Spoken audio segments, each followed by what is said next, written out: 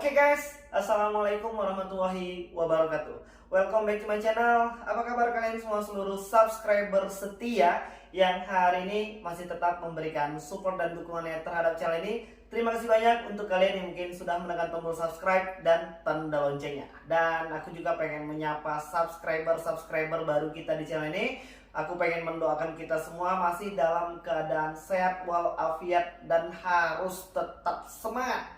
Dan jangan melakukan tindakan negatif apapun ketika kalian sedang bermasalah aplikasi pinjol. Kita tidak menginginkan adanya korban yang terus berjatuhan hanya karena aplikasi pinjaman uang online. Hari ini, di video kali ini, aku pengen ngasih tahu apa sih hal yang tidak boleh dilakukan sama aplikasi pinjaman uang online ketika teman-teman masih belum mampu untuk melakukan pembayaran. Dan ketika mereka melakukan hal-hal ini, kalian bisa langsung laporkan. Kemana Bang? Boleh ke AFPI, boleh ke OJK, atau mungkin langsung kepada pihak kepolisian. Ya, apa aja sih yang sebenarnya tidak boleh dilakukan sama pinjol itu? Dan akan kita bahas pada video kali ini. Oke guys, ini udah memasuki awal tahun 2022 ya. Dan sepertinya permasalahan dari aplikasi pinjol ini belum juga terselesaikan dengan baik. Bahkan mungkin masih banyak yang menjadi korban-korban baru. Dan hari ini masih pusing 7 keliling.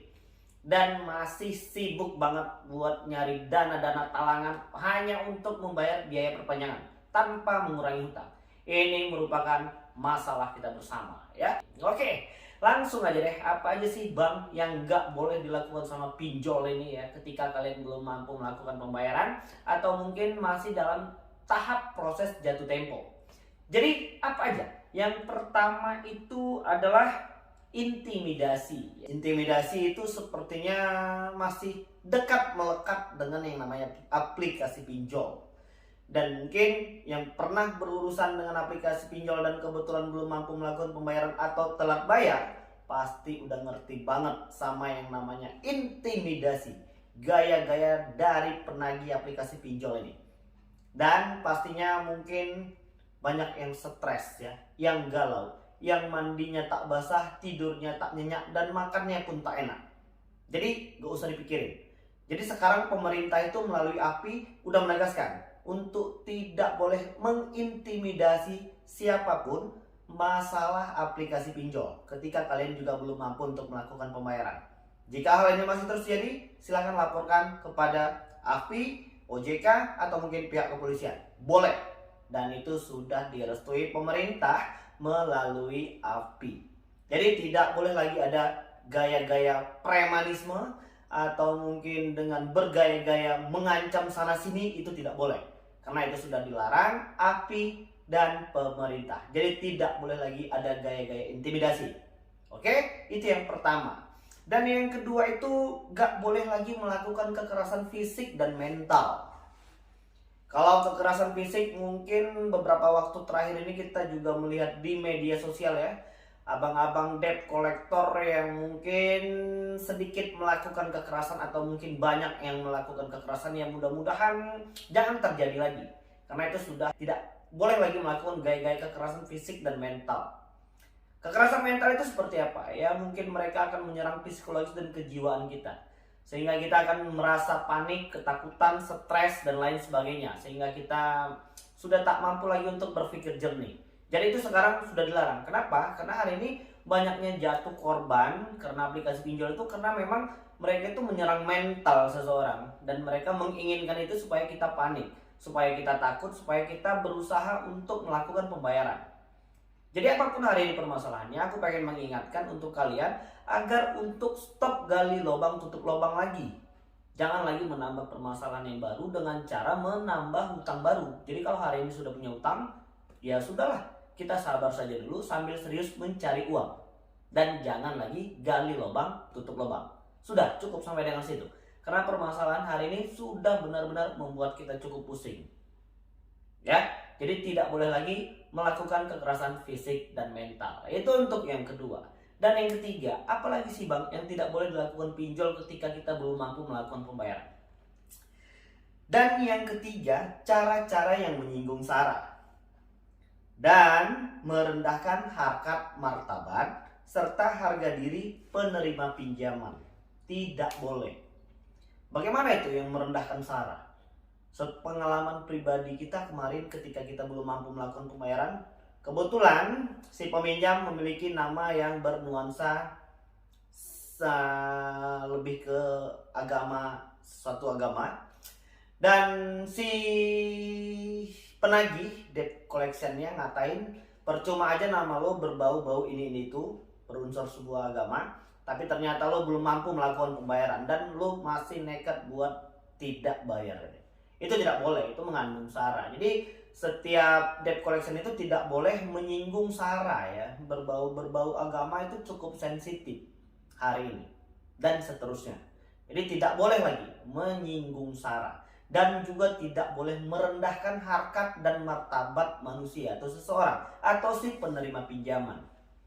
Atau mungkin ada yang sudah diedit fotonya, wajahnya ya, dan diganti dengan tubuh seseorang dengan fitnah katanya open booking.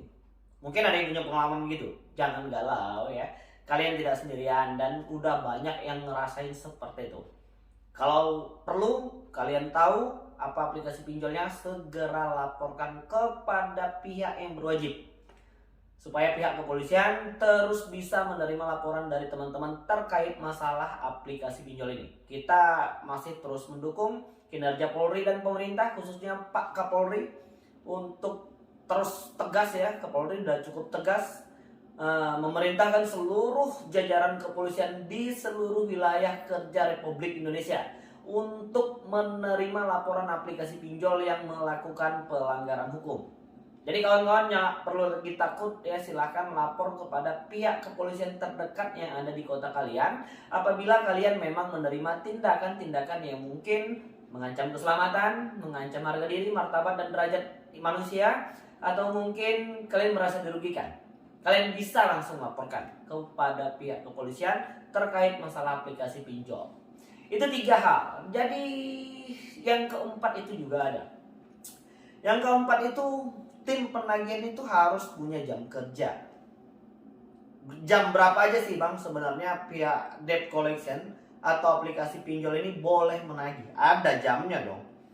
Jadi untuk menagih hutang itu juga ada jamnya, nggak sembarangan seperti itu bisa langsung main tagih-tagih aja bos, nggak bisa ya. Pemerintah sudah memberitahukan jam-jam kerja untuk melakukan penagihan tersebut. Nggak boleh lagi sembarangan, nanti marah tuh sama dengan ketika kalian ditagih di luar jam kerja. Jamnya jam berapa aja bang? Oke, jadi waktu penagihannya itu, penagihan melakukan penagihan kepada peminjam hanya pada pukul 7 pagi sampai dengan jam 8 malam. Pukul 7 pagi sampai dengan jam 8 malam atau pukul 20.00. Jadi udah cukup jelas, hanya pukul 7 pagi sampai dengan jam 8 malam. Lebih dari situ atau kurang dari situ dinyatakan salah dan tidak diperbolehkan. Jadi kalau ada yang menagih tengah malam, mungkin ada yang merasa terganggu oleh penagihan aplikasi pinjol, screenshot, rekam, laporkan. Dan biasanya sih itu lebih banyaknya kepada aplikasi-aplikasi pinjol yang masih legal. Ya, walaupun kadang-kadang di lapangan kita tidak berharap ya ada aplikasi-aplikasi yang sudah legal tapi masih melakukan penagihan-penagihan di luar jam kerja.